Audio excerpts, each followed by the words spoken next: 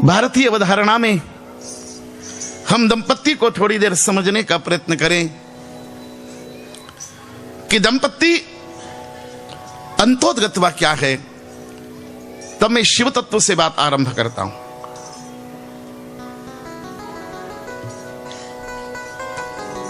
हमारे यहां भगवान नारायण का नाम लिया गया। एक बार हरि कहें, विष्णु कहें, नारायण के, लेकिन प्रायः एक बार नाम लिया जाता है। भगवान ब्रह्मा का नाम प्रायः मंत्रों में एक बार आया। ब्रह्मा कहें, विधि कहें, विधाता कहें, विरंची कहें, जगत नियंता कहें, जगत रचयिता कहें। लेकिन भगवान शिव का जब भी नाम आता है तब भगवान शिव का नाम 2 बार लिया जाता है, और इसलिए कहना पड़ता है ओम नमः पार्वती पतये हर हर। 2 बार आया, एक हर हर। तो भगवती पार्वती के साथ नाम लिया गया तो भी 2 बार, गंगा के साथ नाम लिया गया तब भी हर हर गंगे कहना पड़ता है, और श्री नर्मदा जी के साथ नाम लें तो भी 2 बार हर हर नर्मदे कहना पड़ता है। ये शिव के साथ 2 बार हर क्यों आया? तब सावधानी से सुनना हमारी माता बहनें, क्योंकि आप सबसे ज्यादा शिव को मानती है, मुझे मालूम है। श्रावण के सोमवार आप करती हैं, हरतालिका का तीज का व्रत आप करती हैं, पुरुष करते नहीं हैं। ऋषि पंचमी का व्रत आप करती हैं, वो भी शिव आराधना का है। संकट सोमवार आप करती हैं, और इसलिए शिव तत्व को समझना कि भगवान शिव के साथ 2 बार हर क्यों आया। 2 बार हर इसलिए आया, एक हर का तो हमने आरती में गाया कि शिव यानी हर, हर यानी पूर्ण। जैसे किसी विद्यार्थी ने कोई परीक्षा दी और परीक्षा में पूर्णांक मैक्सिमम मार्क्स अगर 100 हैं तो वो हर कहलाएगा, और बच्चे ने अगर उसमें से 75 नंबर अर्जित किए हैं, 75 अंक उसको आए हैं, तो अंश कहलाएंगे। और अंश ऊपर लिखा जाता, हर नीचे लिखा जाता है, इसलिए शिव हमेशा ईशान्य कोण में नीचे रहते हैं। हर का अर्थ है पूर्ण, न्यूमरेटर डिनोमिनेटर जो भी आप उस दृष्टि से समझे, लेकिन हर यानी पूर्ण। और ये एक हर किससे बना? तब हमने आरती में गाया ब्रह्मा विष्णु सदाशिव जानत अविवेका, प्रणवाक्षर के मध्य ये तीनों एका। इसलिए एक हर में तीनों हैं, ब्रह्मा विष्णु और महेश। ब्रह्मा विष्णु सदाशिव जानत अविवेका, प्रणवाक्षर के मध्य ये तीनों। और दूसरा हर कहां से आया? एक हर में ब्रह्मा विष्णु और महेश तीनों हैं। दूसरा हर कहां से आया? तब दूसरे हर को अगर समझेंगे तो महामृत्युंजय मंत्र की ऋचा कहती है दूसरा हर कहां से आया।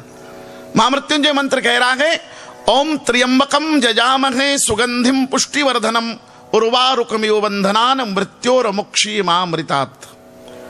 ओम त्र्यंबकम, 3 अंबा। 3 अंबा कौन? महाकाली, महालक्ष्मी और महासरस्वती। इसलिए जब 6 ही तत्व एक साथ मिलते हैं तब एक शिव तत्व बनता है।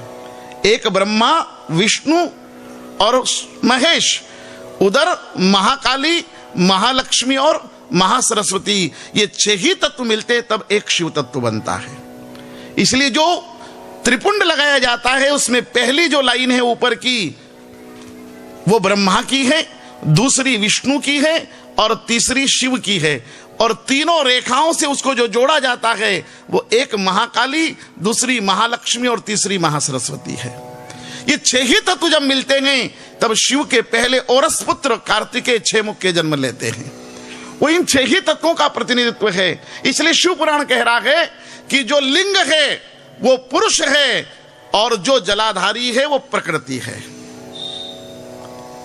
इसलिए एक हर पुरुष का है, एक हर स्त्री का, प्रकृति का है, और इसलिए बिना पुरुष और प्रकृति के संसार की रचना ही नहीं हो सकती। इसलिए शिव को प्रणाम करते वक्त दोनों हाथ खड़े किए गए। एक पुरुष के लिए है, एक प्रकृति के लिए है, एक पुरुष के लिए है, एक स्त्री के लिए है। जब दोनों मिलते हैं तो प्रकृति पूर्ण होती है और ये शिवोहम का ये शिव तत्व बन जाता है।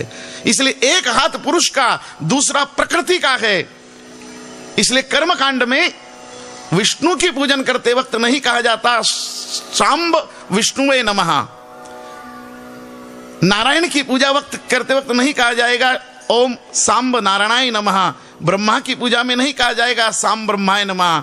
लेकिन शिव की जब भी पूजा की जाएगी कहा जाएगा ओम सांब सदा शिवाय। क्योंकि शिव तत्व पुरुष और प्रकृति दोनों का मिलन है, क्योंकि वो पृथ्वी का देवता है। इसलिए उनकी पार्थिव शिवलिंग की पूजा होती है। ब्रह्मा को बुलाएंगे तो ब्रह्मलोक से आएंगे, नारायण को बुलाएंगे तो विष्णु लोक से आएंगे गरुड़ पर बैठकर। लेकिन शिव कहीं से नहीं आते हैं, शिव इस पृथ्वी पर ही रहते हैं, इसलिए उनका पार्थिव पूजन होता है। और इस पृथ्वी पर पुरुष और प्रकृति अनिवार्य तत्व है, पुरुष और स्त्री दोनों अनिवार्य तत्व है। पुरुष और स्त्री ना हो तो मृत्यु लोक की संरचना ही संभव नहीं है। इसलिए जितने जरूरी शिव हैं उतनी ही जरूरी पार्वती है। इसलिए दोनों का मिलकर रूप बनाया गया और यही स्वरूप पति और पत्नी का अनिवार्य तत्व है। इसलिए श्रद्धा से बोलो ओम नमः पार्वती पतये हर हर महादेव हर।